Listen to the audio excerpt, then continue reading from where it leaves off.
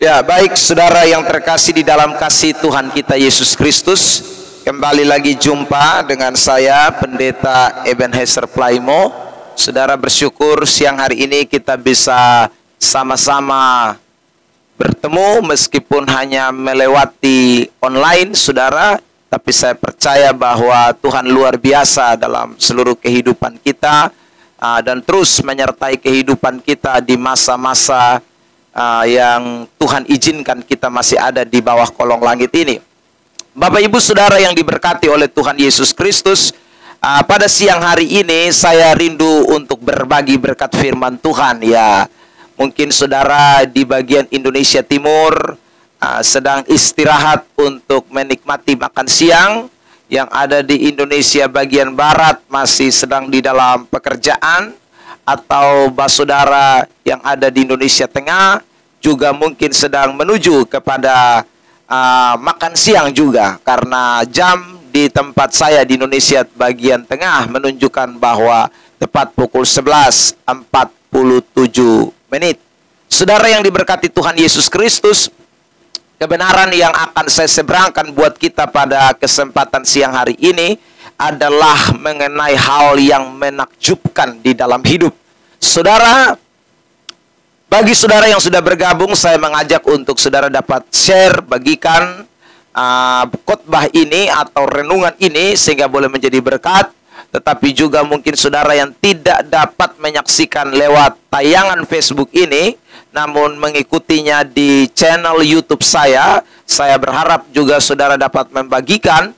Dan saudara yang mau berteman dan terus dapat menikmati khotbah-khotbah yang saya sampaikan, maka saudara boleh tekan tombol subscribe sehingga dan juga lonceng sehingga saudara bisa mengikuti khotbah-khotbah saya di channel YouTube saya, yaitu Pendeta Ebenezer Plaimo. Saudara yang diberkati, mari kita akan memperhatikan firman Tuhan yang saya ambil pada kesempatan ini dari Injil Markus pasal yang kedua, ayat yang pertama sampai dengan ayat yang ke-12. Perhatikan Injil Markus pasal yang kedua, ayat yang pertama sampai dengan ayat yang ke-12. Mari kita akan belajar dari kebenaran firman Tuhan ini, Bapak Ibu Saudara yang diberkati Tuhan. Saya akan membacakan ayat-ayat di dalam bagian kebenaran ini dan saudara boleh menyimak di dalam Alkitab saudara masing-masing. Begini bunyi firman Tuhan. Kemudian sesudah lewat beberapa hari, waktu Yesus datang lagi ke Kapernaum, tersiarlah kabar bahwa ia ada di rumah. Maka datanglah orang-orang berkerumun sehingga tidak ada lagi tempat, bahkan di muka pintu pun tidak. Sementara ia memberitakan firman kepada mereka, ada orang-orang datang membawa kepadanya seorang lumpuh digotong oleh 4 orang. Tetapi mereka tidak dapat membawanya kemana kepadanya karena orang banyak itu. Lalu mereka membuka atap yang di atasnya, sesudah terbuka mereka menurunkan tilam tempat orang lumpuh itu terbaring. Ketika Yesus melihat iman mereka, berkatalah ia kepada orang lumpuh itu, "Hai anakku, dosamu sudah diampuni."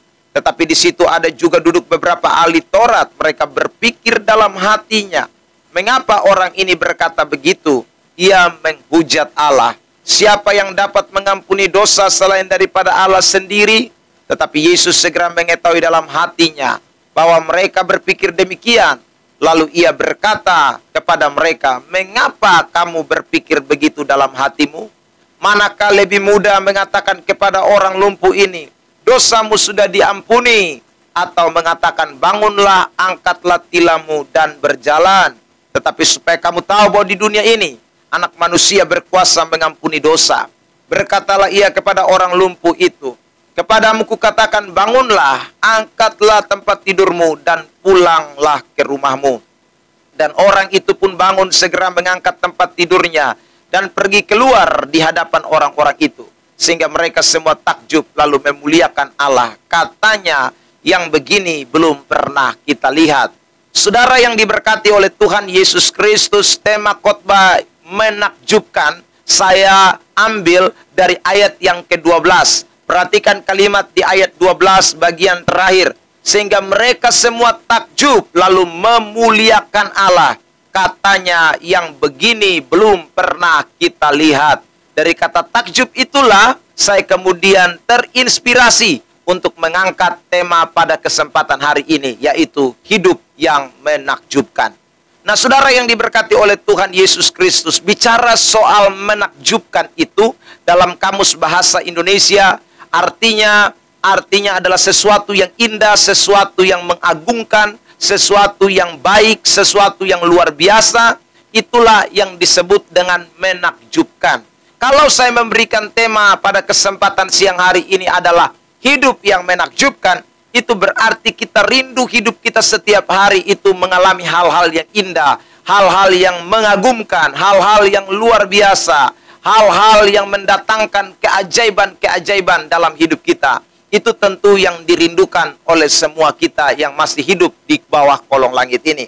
Saya percaya, saudaraku, orang-orang yang masih normal, yang masih waras, ya semuanya mau hidupnya itu menakjubkan. Tidak ada orang yang, saudaraku, hidupnya masih sehat-sehat, masih normal, masih, saudaraku, semangat-semangat, lalu dia kepengennya tidak menjalani hidupnya dengan indah, mengagumkan, dan takjub. Tidak mungkin.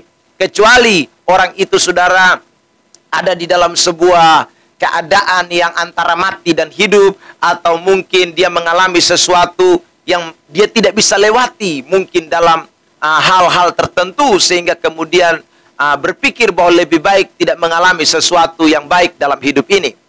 Tapi saya percaya secara umum bahwa semua kita merindukan hal-hal menakjubkan, hal-hal indah di dalam hidup ini. Kalau saudara sebagai seorang pekerja, maka saudara rindu bahwa pekerjaan saudara semakin hari semakin menakjubkan, semakin mengagumkan. Sebagai PNS, mau saudara untuk setiap hari mungkin tambah lebih baik dari satu jabatan ke jabatan yang lain. Kalau saudara saat ini menjadi staf, tidak mungkin saudara kepengen jadi staf terus. Saudara kepengen naik menjadi kepala seksi, kepala bagian, dan lain sebagainya. Kalau saudara seorang wira swasta, bisnismen, orang yang sedang berkecimpung di dunia usaha, pasti saudara juga rindu usaha saudara tambah hari tambah menakjubkan, tambah mengagumkan, tambah luar biasa. Saya percaya itu dirindukan oleh semua para bisnismen atau bisniswoman yang sedang bergerak di bidang usaha mereka masing-masing. Saudara, Anda yang sedang ada di dalam bangku-bangku pendidikan, saudara, mungkin sebagai mahasiswa atau pemuda remaja yang sedang ada di tingkat SMP, SMA, ya, pasti juga memikirkan rindu hal-hal yang indah, hal-hal yang menyenangkan, hal-hal yang mengagumkan akan terjadi dalam hidup saudara. Saudara yang diberkati Tuhan Yesus, pertanyaannya adalah apa rahasianya sehingga kita bisa mengalami hal-hal yang mengagumkan? Apa yang menjadi kunci untuk kita bisa melihat hari-hari hidup kita semakin menyenangkan, mengagumkan? Nah, lewat kesempatan siang hari ini, saya akan berbagi lewat cerita di dalam Injil Markus pasal yang kedua ini, supaya kita mengerti dan kemudian mempraktekannya, sehingga dalam hidup kita setiap hari kita boleh melihat hal-hal yang mengagumkan. Nah, saudara, yang pertama, mari kita perhatikan Markus pasal yang kedua, ayat yang pertama. Kemudian sesudah lewat beberapa hari, dikatakan, waktu Yesus datang lagi ke Kapernaum, tersiarlah kabar bahwa ia ada di rumah. Perhatikan kalimat ini, saudara. Yesus datang lagi ke Kapernaum. Perhatikan, saudara, kalimat datang lagi itu ditulis di dalam bentuk present. Artinya, sesuatu yang Yesus pernah lakukan sebelumnya. Yesus pernah datang ke Kapernaum sebelumnya. Dan secara kontekstual, kita dapat melihatnya di dalam Injil Markus pasal yang pertama. Saudaraku, terlihat jelas di sana bahwa Yesus datang ke Kapernaum. Yesus mengajar di Kapernaum. Mulai Markus pasal 1 ayat 21 hingga Markus pasal yang pertama ayat yang ke-45. Nah, saudara, kembali dikatakan di dalam Markus pasal yang kedua bahwa Yesus datang lagi ke Kapernaum. Yesus kembali lagi ke Kapernaum. Ini berarti, saudaraku, Yesus melakukan sesuatu yang sama. Ketika dia datang ke Kapernaum pada waktu sebelumnya dengan waktu sekarang, dia tetap melakukan hal yang serupa. di mana dia mengajar, dia memberitakan Injil, dia menyembuhkan orang sakit, mengusir banyak setan, saudara. Itu yang Yesus kerjakan. Dan saudara yang diberkati, kalau kita memperhatikan bagian daripada Alkitab kita Perjanjian Baru, selama Tuhan Yesus ada di bawah kolong langit ini dalam melayani selama 3,5 tahun, saudara, memang dia sering berulang-ulang kali mengunjungi satu daerah tertentu untuk melakukan satu hal yang serupa, yaitu mengajar, memberitakan Injil, melayani, saudaraku, menyembuhkan orang sakit. Itu dilakukan Yesus secara kontinu, secara terus-menerus. Saya pernah membacakan ayat buat kita di dalam Injil Matius misalnya. Yesus dari satu desa ke desa yang lain, dari satu kota ke kota yang lain, pergi memberitakan Injil, menyembuhkan orang sakit, mengusir setan. Dan saudara, ini adalah sesuatu yang dilakukan secara rutin, terus-menerus, secara kontinu. Nah, pada kesempatan hari ini, saudara, saya ingin mengajak kita untuk belajar dari firman ini.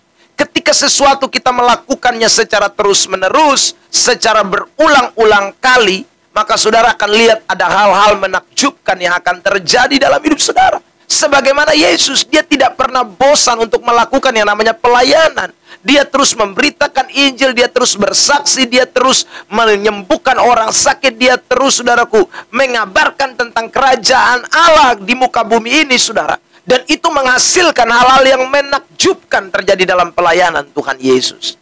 Saya ingin sampaikan sekali lagi, kalau saudara rindu hidup hari hidupmu itu semakin menakjubkan, semakin luar biasa. Ayo, mari kita punya spirit sama seperti yang dimiliki oleh Tuhan Yesus. Spirit yang mau melakukan sesuatu tidak bosan. Spirit yang melakukan sesuatu secara kontinu. Kalau itu adalah sebuah kebaikan, kalau itu adalah hal-hal yang mendatangkan keuntungan buat kita, hal-hal yang saudaraku memberikan investasi dalam pribadi saudara dan saya, marilah kita mulai melakukannya dengan setia, lakukannya dengan tanpa pamrih. Karena segala sesuatu yang kita lakukan dalam kebaikan-kebaikan, dalam hal kebaikan-kebaikan, pasti suatu saat kita akan tuai. Saudara, Galatia pasal yang ke-6, ayat yang ke-9, mengatakan dengan jelas, janganlah jemu-jemu berbuat baik, karena apabila sudah datang waktunya, kamu pasti akan menuai. Karena itu saudara, kalau Anda sebagai seorang staf, kerjakanlah bagian Anda dengan sebaik mungkin. Lakukanlah dengan sebaik mungkin, saudara. Kolose pasal 3 ayat 23, Paulus berkata, saudaraku, di situ bahwa berbuatlah segala sesuatu kepada manusia seperti kepada Tuhan, seperti untuk Tuhan. Jadi apapun yang kita lakukan butuh yang namanya loyalitas, butuh yang namanya kesetiaan, butuh yang namanya kesungguhan. Lakukan terus-menerus. Ketika kita melakukan sesuatu kebaikan secara terus-menerus, dengarkan baik-baik. Saudara, suatu saat Anda pasti akan menuai. Dan Anda akan berkata, wow, ini menakjubkan, ini luar biasa. Karena ada sesuatu yang Anda pernah lakukan secara berulang-ulang kali. Saudara yang diberkati Tuhan Yesus, kalau Anda sebagai seorang pelajar, jangan malas untuk belajar. Belajarlah terus-menerus. Kalau hari ini engkau belajar, lalu besok Anda simpan buku, lalu Anda tidak mau lagi melakukan hal itu secara rutin, saya percaya engkau tidak akan lihat nilai yang menakjubkan. Kalau engkau sebagai seorang pedagang, bisnismen, kalau hanya engkau melihat kerugian hari ini, engkau tidak melihat keberhasilanmu di depan sana, maka engkau tidak akan pernah lihat yang namanya sesuatu yang luar biasa, yang wow.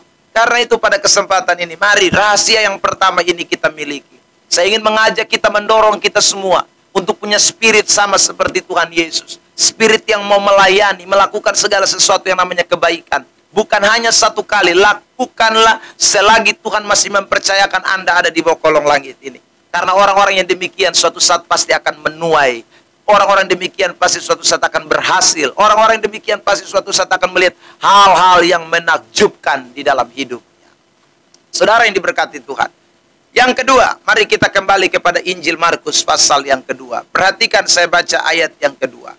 Maka datanglah orang-orang berkerumun sehingga tidak ada lagi tempat. Garis bawah kalimat itu, tidak ada lagi tempat. Bahkan di muka pintu pun tidak, saudara. Sementara ia memberitakan firman kepada mereka, ada orang-orang datang membawa kepadanya seorang lumpuh, digotong oleh 4 orang.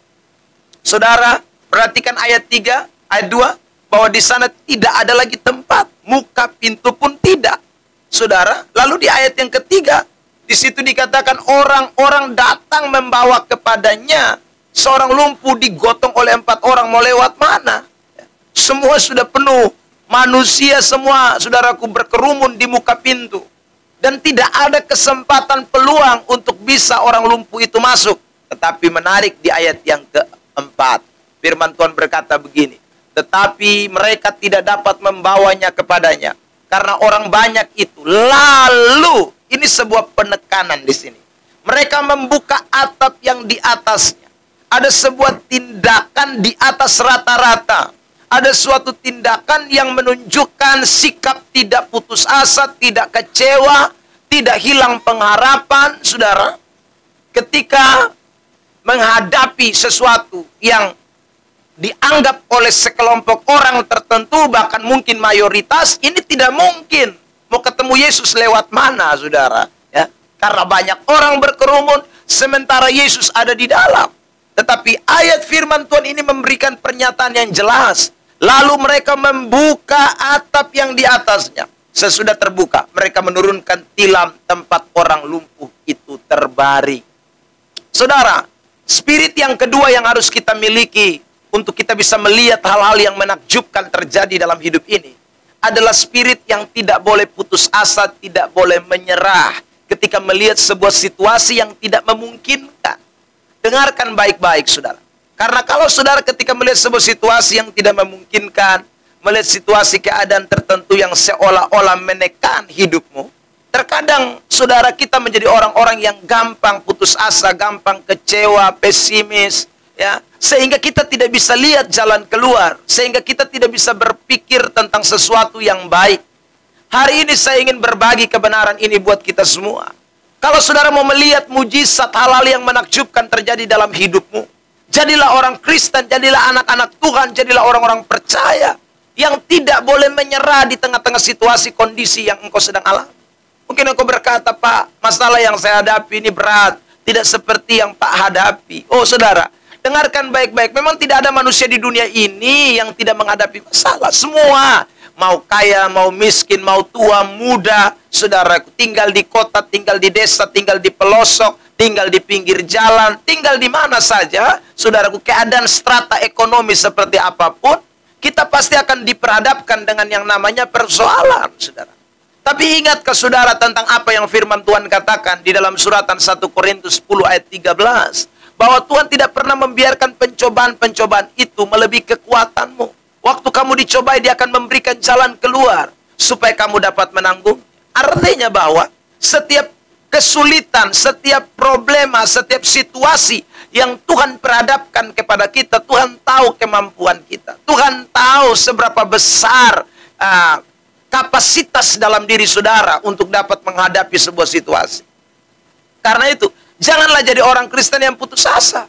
Kalau saudara saya ibaratkan kemampuan Anda 10, maka Tuhan tidak memberikan ujian atau pencobaan atau situasi masalah dalam hidupmu. Itu 11, tidak mungkin. Top 9,9. Tidak juga lewat 10, saudara. Karena Tuhan berkata dengan jelas di dalam ayat yang tadi kita baca. Rasul Paulus menjelaskan kepada kita bahwa dia tidak pernah membiarkan kita menghadapi pencobaan. Bahkan dia tidak memberikan pencobaan itu, saudaraku, melebihi daripada kekuatan kita. Karena itu jangan gampang menyerah. Tuhan tidak pernah sekali lagi memberikan kita mental pengemis, mental cengeng, mental menyerah di tengah-tengah keadaan putus asa. Itu bukan mental orang Kristen. Bukankah Paulus pernah berkata dalam Roma pasal 8 ayat 37, saudara, bahwa kita ini lebih daripada orang-orang menang. Ya. Kita lebih daripada orang-orang menang. Kalau status kita adalah lebih dari orang-orang menang, seharusnya persoalan apapun itu menggairahkan kita, mendorong kita untuk terus maju, untuk terus bergerak ke depan. Karena kita sebenarnya adalah orang-orang yang pasti mengalami kemenangan. Makanya kita melihat di dalam konteks ayat yang kita bahas pada kesempatan siang hari ini terlihat jelas bahwa saudara, orang-orang itu tidak menyerah. Mereka punya cara untuk dapat berjumpa dengan Tuhan, dan itu wow, menakjubkan saudara. Ketika mereka membuka atap dan kemudian mereka menurunkan orang lumpuh itu, Mujizat terjadi, kesembuhan terjadi, saudara. Nah, karena itu hari ini, kalau engkau yang sedang ada di dalam pekerjaanmu, mungkin sebagai seorang wira swasta yang berdagang, lalu kemudian Anda sedang menghadapi masalah-masalah seputaran ekonomimu, hari ini saya ingin sampaikan, jangan menyerah. Maju terus, karena ada mujizat, ada pertolongan Tuhan. Saya ingat dengan satu lagu yang sering kali dinyanyikan hari-hari ini. Jangan pernah menyerah, ya. Jangan pernah berputus asa. Memang Tuhan tidak pernah janji bahwa kita akan mengalami jalan selalu rata. Kita tidak pernah dijanjikan oleh Tuhan bahwa langit itu selalu biru. Tapi Dia berjanji menyertai kita. Dia berjanji memberikan pertolongan buat kita. Dia berjanji memberikan jalan keluar kepada kita. Ini yang kita mesti imani sebagai orang-orang yang punya mental pemenang. Karena kalau dengan kita mengimani, saudaraku, bahwa kita ini adalah orang-orang menang, kita punya mentalitas, bukan mentalitas gampang mundur, gampang menyerah, maka saya percaya, saudara, bahwa kita pasti akan melihat mujizat-mujizat Tuhan terjadi di dalam hidup kita, dan suatu saat kita akan berkata, menakjubkan, Tuhanku luar biasa, Tuhanku dahsyat. Dan itu dapat menjadi kesaksian bagi banyak orang, dan orang boleh berkata seperti yang dikatakan di dalam Markus pasal yang kedua, ayat yang ke-12, bahwa wow, yang ini belum pernah kita lihat. Karena ada spirit yang mau melakukan segala sesuatu dengan tidak bosan, dengan tidak menyerah. Ada spirit yang saudaraku miliki sebagai orang-orang yang menang, bukan putus asa, bukan kecewa, bukan gampang menyerah. Saudara, yang ketiga, yang akan membuat hidup kita menakjubkan. Mari kita memperhatikan di ayat selanjutnya. Mulai dari ayat yang kelima. Ketika Yesus melihat iman mereka, berkatalah Ia kepada orang lumpuh itu, hai anakku, dosamu sudah diampuni. Tetapi di situ ada juga duduk beberapa ahli Taurat. Mereka berpikir dalam hatinya, mengapa orang ini berkata begitu? Ia menghujat Allah. Siapa yang dapat mengampuni dosa selain daripada Allah sendiri? Tetapi Yesus segera mengetahui dalam hatinya bahwa mereka berpikir demikian. Lalu Ia berkata kepada mereka, mengapa kamu berpikir begitu dalam hatimu? Manakah lebih mudah mengatakan kepada orang lumpuh ini, dosamu sudah diampuni? Atau mengatakan, bangunlah, angkatlah tilammu dan berjalan. Tetapi supaya kamu tahu bahwa di dunia ini anak manusia berkuasa mengampuni dosa. Berkatalah Ia kepada orang lumpuh itu, kepadamu kukatakan, bangunlah, angkatlah tempat tidurmu dan pulanglah ke rumahmu. Saudara yang diberkati Tuhan, yang ketiga, kita dapat belajar dari ayat yang saya baca ini, ada dua kelompok orang. Kelompok yang pertama adalah kelompok orang Farisi. Saudara perhatikan kelompok orang Farisi dalam ayat yang tadi kita baca. Mereka hanya mencela Tuhan. Mereka hanya sekedar mengejek Tuhan, memfitnah Tuhan. Ketika Tuhan Yesus melakukan sebuah pekerjaan mulia, melayani, sembuhkan orang sakit, mengampuni dosa orang, saudara, justru mereka kepo, justru mereka terganggu, justru mereka merasa tersaingi, justru mereka merasa bahwa saudaraku ada sesuatu yang tidak beres dengan pelayanan Tuhan Yesus. Saudara yang diberkati Tuhan, dan mereka mengeluarkan hujatan, kata-kata yang benar-benar saudara sebenarnya tidak pantas dikeluarkan oleh seorang pemimpin agama seperti ahli Taurat dan orang Farisi. Hari-hari ini saudara, ada banyak orang tidak bisa melihat hal menakjubkan terjadi dalam hidupnya karena punya spirit sama seperti ahli Taurat yang hanya sukanya duduk lalu mengkritisi orang, ya, hanya sukanya lihat kekurangan-kekurangan orang. Saudara, kritik itu baik, tapi kalau kritik model kayak ahli Taurat yang tidak jelas ini, wah bahaya, ya. Tidak pernah lakukan sesuatu, tidak pernah bertindak, tidak pernah bekerja, tidak pernah saudaraku untuk melakukan hal-hal yang memberikan contoh keteladanan, yang menolong orang, itu tidak pernah dilakukan oleh para ahli Taurat orang Farisi ini. Tapi kerjanya cuman sekali lagi, hanya cuman mengkritisi Yesus usir setan. Mereka bilang Yesus usir setan pakai Beelzebul, ya. Yesus sembuhkan orang sakit, mereka saudaraku datang dan kemudian protes. Yesus mengampuni dosa orang, mereka berkata dia menghujat Allah. Jadi ada saja kata-kata yang tidak baik, kritikan-kritikan yang tidak membangun sama sekali, yang dilontarkan oleh para ahli Taurat orang Farisi itu. Dan itulah kebanyakan orang-orang Kristen hari-hari ini. Tidak bekerja, tidak melakukan sesuatu, ya, hanya duduk memprotes keadaan-keadaan yang saudaraku dia sendiri tidak pernah terlibat di dalam. Itu bahaya sekali, saudara. Ya. Ini memang pengaruh juga kebiasaan seperti ini nih, saudara. Ya. Kebiasaan suka mengkritisi, memprotes hal-hal yang sebenarnya tidak bisa dilakukan. Contoh ya, saya berikan contoh nyata. Misalnya kan, kalau orang nonton sepak bola, ya kita orang Indonesia, apalagi saudara yang diberkati, bukan pemain bola. Di kampung pun tidak tahu tendang bola, ya. Tetapi kalau dia nonton Messi main di klub, ya saudara, atau main di Piala Eropa dan Piala Amerika dan lain sebagainya, saudara, ya Piala Dunia, waduh, keponya minta ampun. Begitu Messi tendang bola, lari salah, ya dia protes, saudaraku. Protesnya coba bagus, tapi ini menghina betul-betul. Ih, Messi ini bodohnya minta ampun ya. Bilang begitulah. Lah kamu bisa tidak tendang bola, itu pertanyaannya. Jangan sampai bilang orang bodoh, tapi kamu sendiri tidak tahu bagaimana tendang bola loh. Dia Messi itu juara kelas dunia, Pak. Ya. Dia itu, saudaraku, seorang yang memiliki gelar pemain terbaik, top skor, ya beberapa kali menjuarai piala apa ya, saya kurang paham, saudaraku, ya klub tertentu, bawa Barcelona mengalami kemenangan dan lain sebagainya. Ya, nah kamu yang tidak pernah buat apa-apa, yang gol satu pun tidak, tendang bola saja tidak, kok berani sekali mencap orang bodoh dan lain sebagainya. Nah, saudara yang diberkati Tuhan, nah roh seperti ini yang tidak boleh dimiliki, itu akan membuat hidup kita tidak akan melihat hal-hal menakjubkan. Kita akan terperangkap dengan hanya sekedar jadi orang-orang yang bisa mengkritisi sesuatu, tapi tidak pernah melakukan sesuatu. Belajarlah dari Yesus yang memberikan keteladanan buat kita, bahwa dia bukan hanya sekedar menjadi seorang pemimpin yang banyak bicara. Dia bukan guru yang hanya sekedar banyak bicara, tapi dia memberikan keteladanan yang sangat nyata di dalam hidupnya. Makanya saudara yang diberkati Tuhan, satu kelak dalam Yohanes pasal yang ke-13, kita melihat waktu Yesus sebelum dia disalibkan, ya, dia memberikan sebuah keteladanan buat murid-muridnya. Dia mengambil sehelai kain lalu mengikatkan di pinggangnya. Lalu setelah itu dia membasuh kaki murid-muridnya. Itu dia memberikan keteladanan kepada para murid-muridnya tentang bagaimana seorang pemimpin yang baik, pemimpin pelayan, saudara. Seperti yang juga dia katakan di dalam Injil Lukas, kalau saya tidak salah pasal yang ke-22 ayat 7, ya saudara.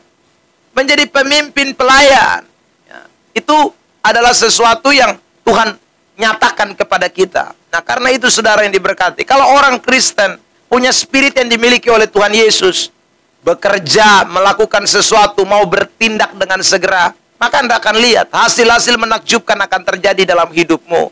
Anda akan menjadi orang-orang yang diberkati Tuhan, jadi orang-orang yang sukses. Karena memang Alkitab berkata dengan jelas bahwa Allah tidak menghendaki orang malas. Ya, orang malas itu Tuhan tidak senang. Amsal pasal 6 ayat 6 di sana dikatakan dengan jelas, hai pemalas, pergilah kepada semut dan perhatikanlah lakunya dan jadilah bijak. Ya, memang Tuhan suka orang kerja, orang-orang yang mau ambil bagian di dalam sebuah tindakan nyata, bukan hanya sekedar retorika, opini, bicaranya banyak tapi tidak pernah lakukan sesuatu. Nah, hari ini saudara yang diberkati Tuhan, saya ajak kita semua, kalau Anda sebagai seorang bisnismen, ayo kerjakan sesuatu yang menjadi bagianmu dengan baik. Kalau engkau seorang petani, kerjakan bagianmu sebagai petani dengan baik.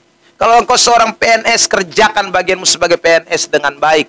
Kalau engkau sebagai seorang pelajar, kerjakanlah bagianmu sebagai seorang pelajar dengan baik. Karena ketika engkau melakukannya dengan sungguh-sungguh, suatu saat Anda pasti akan lihat hal-hal menakjubkan.